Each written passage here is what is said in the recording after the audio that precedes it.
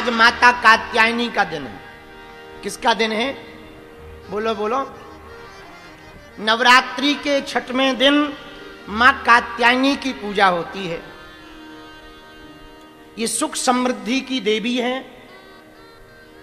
ये 4 प्रकार के पदार्थ देती हैं। पूछो कौन कौन से? अर्थ, धर्म, काम और मोक्ष। इन चारों की अपेक्षा हो तो आप कात्यायनी माता की साधना करो। आहा, धन्य है देवी। चारों पदार्थों को देने वाली भगवती का नाम मां कात्यायनी है। एक ऋषि हुए कात्यायन, उनके कोई संतान नहीं थी, भगवती के उपासक थे। उनकी धर्मपत्नी बड़ी धर्मपरायणा थी, लेकिन वो सदैव एक बात से चिंतित रहती थी कि हमारे कोई संतति नहीं है, लोग बांझ कहते हैं। मन बड़ा दुखी रहता। श्री कात्यायन ऋषि बहुत भगवती के पराम्बा के साधक थे, बड़े शरणागत। देखो बुरा ना मानना, श्री किशोरी जी की कृपा के बिना ठाकुर जी भी कृपा नहीं करते। और हम तो ये बात भी कहेंगे, किसी को बुरा लगे यदि कोई कृष्ण भक्त बैठा हो या राम भक्त, हम भी वैसे राम जी के हैं, कोई बैठा हो तो बुरा ना मानना। अकेले राम जी की या अकेले श्याम जी की सेवा करोगे तो शायद राम जी नहीं सुनेंगे, पर श्री किशोरी जी के साथ राम जी की सेवा करोगे तो राम जी जल्दी सुन लेंगे। आज कात्यायनी मां का दिन है। कात्यायन नाम के ऋषि हुए, उनके कोई संतान नहीं थी, भगवती के उपासक थे। और सुनो, पहले दिन भी कहा था हमने, कुपुत्रो जायते कुचदपि कुमाता न भवति। पूत कपूत हो सकता, परंतु माता कभी कुमाता नहीं होती। मां तो सुमाता ही होती। मां भले ही कष्ट पाले, पर संतति को कभी कष्ट नहीं होने देती। बुरा ना मानना, एक बात कहें हम विनय पूर्वक, भैया आप नवरात्रि में भगवती की उपासना कर पाओ या ना कर पाओ, भगवती की साधना कर पाओ या ना कर पाओ, पर कभी अपने मां की आंखों में आंसू मत आने देना। इससे बड़ी कोई पूजा नहीं। आपकी नवरात्रि की साधना देखो, आप भजन नहीं करोगे, तपस्या नहीं करोगे तो क्या होगा? फल ही नहीं मिलेगा, पर बुरा थोड़ी हो जाएगा। जैसे हम पूजा ना करें तो क्या होगा? पुण्य नहीं मिलेगा, अच्छा सत्कर्म सद्विचार नहीं आएंगे, बाकी बुरा थोड़ी होगा। हम पूजा ना करें, पूजा करें तो थोड़ा अच्छा होगा, सद्विचार आएंगे, सोच भी बड़ी पॉजिटिव आएगी, विचार भी बड़े सात्विक होंगे, बुद्धि भी बड़ी प्रखर होगी, थॉट्स प्रोसेस हमारी रिपीट नहीं होगी, विचार बार बार रिपीट नहीं होंगे, सोचने की प्रज्ञा, मेधा, क्षमता, विद्या बढ़ेगी, कॉन्शियस माइंड से कनेक्शन होगा, वो चेतन मन से। पूजा पाठ के अनेक फल है। एकाग्रता होगी, मन का चंचलपन कम होगा। पर पूजा नहीं करेंगे तो क्या होगा? ये सब नहीं होगा, पर पाप थोड़ी लगेगा। तो यदि हम भगवती की पूजा ना भी कर पाए तो अपराध नहीं है, लेकिन यदि जिन्होंने तुमको जन्म दिया तुम उनको प्रसन्न ना रख पाए तो जरूर तुमको अपराध लगेगा, तो जरूर तुमको पाप लगेगा। यदि तुम अपने मां बाप को प्रसन्न ना कर पाए तो भगवान प्रसन्न कदापि नहीं हो सकते। वही जयंत का हाल है। जयंत को लगा कोई साधारण है, कोई भगवान भगवान थोड़ी है, लेकिन जब पीछे तीर लग गया, जयंत आगे आगे, तीर पीछे पीछे, जयंत ने सोचा हमें डरने की क्या जरूरत, देवताओं के राजा हमारे पिताजी हैं इंद्र, उनसे शरण लगे। अरे पिताजी पिताजी बचाओ बचाओ बचाओ, पाही माम पा। हाँ बेटा क्या हुआ क्या हुआ? पिताजी बाण पीछे लगा। बाण क्यों? मारने के लिए। किसका बाण है? राम जी का है। भाग, नहीं तो एक हम छोड़ देंगे पीछे से। जयंत बोला आप तो हमारे पिताजी, अरे बोले हो गए पिताजी, हमें अपनी कुर्सी थोड़ी खाली करवानी, बात यहां से बेटा तो दूसरा हो जाएगा, कुर्सी थोड़ी दोबारा मिलेगी। आजकल के नेताओं की यही हाल है। हाँ, जो इंद्र का हाल था यही हाल था। इंद्र का क्या हाल, बोले कुर्सी थोड़ी दोबारा मिलेगी, कहीं बाण के चक्कर में हमारी कुर्सी खिसक जाए, जा भगा दिया। जयंत ने सोचा बताओ हमारे पिताजी हमारे ही काम नहीं आए, कौन बचाएगा, ब्रह्मा जी बचाएंगे। ब्रह्मा जी के पास गया, हे ब्रह्मदेव बचाओ। ब्रह्मा जी ने भी हाथ खड़े कर दिए। शंकर जी के पास गया, हे भोलेनाथ बचाओ बचाओ, पाही माम पाही माम पाही माम, हे भोले बाबा, हे त्रिपुरारी, हे महादेव, हे त्रिभुवनाधिपति, हे कैलाशाधिपति, बचाओ बचाओ बचाओ। शंकर जी ने त्रिशूल हाथ में ले लिया। क्या बात है भैया, क्यों आए हो? महाराज एक बाण पीछे लगा, तीर किस लिए? मारने के लिए। अच्छा अभी रक्षा करते, पर एक बात बताओ भैया, ये बाण किसका है? राम जी का है। शंकर जी बोले भाग नहीं तो त्रिशूल घुसेड़ देंगे।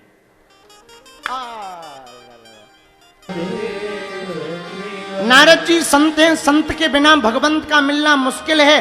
नारद जी महात्मा है, महात्मा के बिना परमात्मा का मिलना मुश्किल है। और जिंदगी में 3 माँ की आवश्यकता पड़ती है। कितनी माँ की? बोलो बोलो बोलो। 3 माँ। जन्म देने के लिए माँ, भक्ति देने के लिए महात्मा, और मुक्ति देने के लिए परमात्मा। और तीनों में माँ है। तीनों में क्या है? जन्म देने वाली जो है वो कौन है? भक्ति देने वाला कौन? महात्मा। और मुक्ति देने वाला कौन? परमात्मा। इसमें भी माँ, महात्मा में भी माँ, और जन्म देने वाली भी माँ। कान में एक मंत्र कह दिया, जाओ। क्या? राम जी के चरण ना पकड़ना, खतरा हो जाएगा। जिनको चोंच मारी उन्हीं के पकड़ लेना। नारद जी ने पठवा तुरत राम पहता ही, कहसी पुकार प्रणति हित पाही। भेज दिया। जैसे ही जयंत आया, राम जी के चरणों में प्रणाम राम जी को कर रहा, मुंह जानकी जी की तरफ कर, और फिर जानकी जी की तरफ बैठ गया। राम जी बोले कौन हो? जयंत बोला आपका दास। अरे बोले लग तो नहीं रहे, दास ये हरकतें करता है, ये दास के लक्षण है। बोले भूल से भूल हो गई, गलती से गलती हो गई, अब क्या करें, हो गई हो गई। माता जी की तरफ देख के बोला माता जी आप ही सपोर्ट लगा। जानकी माता बोली क्षमा कर दो। राम जी बोले वाह, अभी कुछ देर पहले तुम्हारे चोंच मार के गया, खून निकल रहा, दर्द हो रहा, और तुम कह रही क्षमा कर दो। बालक ही तो है, बालक का दर्द है, और ये बेटा है। देखो ये है माँ की ममता, बालक ही तो है। अब कर भी दिया तो अनजाने में, जानबूझ करके थोड़ी किया, उसकी मति भ्रम हो गई थी, कर दिया। क्षमा कर दो, क्षमा कर दो। हाँ, अकेले आप राम जी की सेवा करो, ना सुनेंगे। ये बात हम अप्रमाणित नहीं कह रहे, बहुत प्रमाणित बात कह रहे हैं।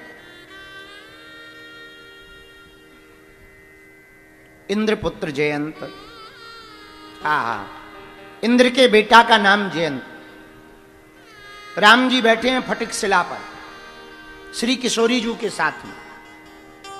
एक बार चुनी कुसुम सुहाए, राम जी के मन में एक दिन भाव जागा, श्री किशोरी जी के बालों में हम पुष्पों को लगाएं, जानकी माता के।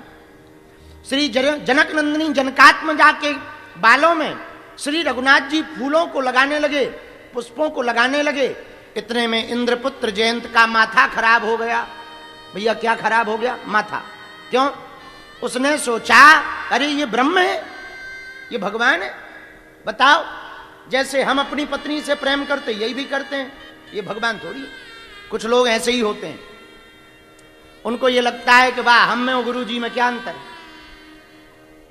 हम में और गुरु जी में क्या अंतर है, जैसे हम वैसे गुरु जी। अच्छा हम में गुरु जी में अंतर नहीं तो हम काहे को गुरु जी को प्रणाम करें? बात तो बिल्कुल सही है भैया, पर एक बात बोले ठटरी के बरे, कांच कांच होता है, मणि मणि होती है। चमकता तो कांच भी है, पर मणि जैसा काम थोड़ी करता है। दिखाई पड़ने में गुरु और शिष्य एक जैसे होते हैं, पर गुण भेद विभक्ति अलग अलग होती है। जैसे अस्पताल में डॉक्टर भी जाता है, मरीज भी जाता है। डॉक्टर निरोगी है, मरीज रोगी है, तो डॉक्टर क्यों जा रहा? तुम्हें तो कोई रोग नहीं है, क्यों जा रहे अस्पताल में? तो डॉक्टर कहेगा वाह हम नहीं जाएंगे तो रोगी कौन ठीक करेगा? तो मरीज भी जाता है, रोगी भी जाता है, डॉक्टर भी जाता है। रोगी रोग को ठीक करवाने के लिए अस्पताल में जाता है, डॉक्टर ठीक करने के लिए जाता है। वैसे ही संसार में गुरु और शिष्य का जन्म होता। शिष्य का जन्म होता आत्म कल्याण भगवत प्राप्ति के लिए, गुरु का जन्म होता शिष्यों का कल्याण करवाने के लिए। दो प्रकार की यात्रा होती है, पूछो कौन सी?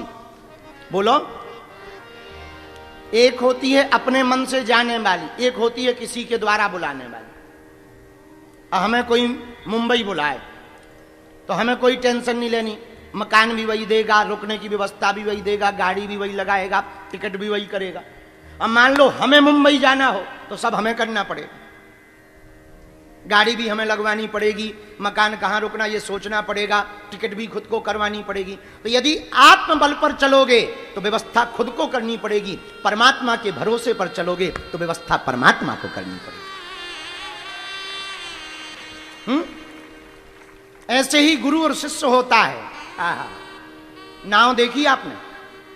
बोलो, देखी?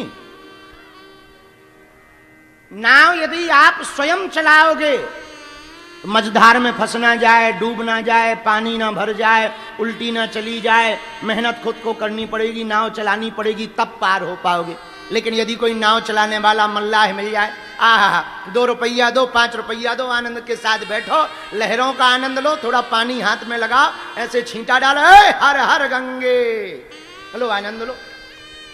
अब खुद चलाओगे तो ना आनंद ले पाओगे, ना तुम्हें आनंद आएगा, बेफिजूली में एक ही जगह माथा लगे रहेगा। उसी प्रकार जिंदगी को अपने बल पर जियोगे तो जिंदगी का आनंद नहीं ले पाओगे, पर गुरु के बल पर जीवन को जियोगे तो जीवन का आनंद ले पाओगे।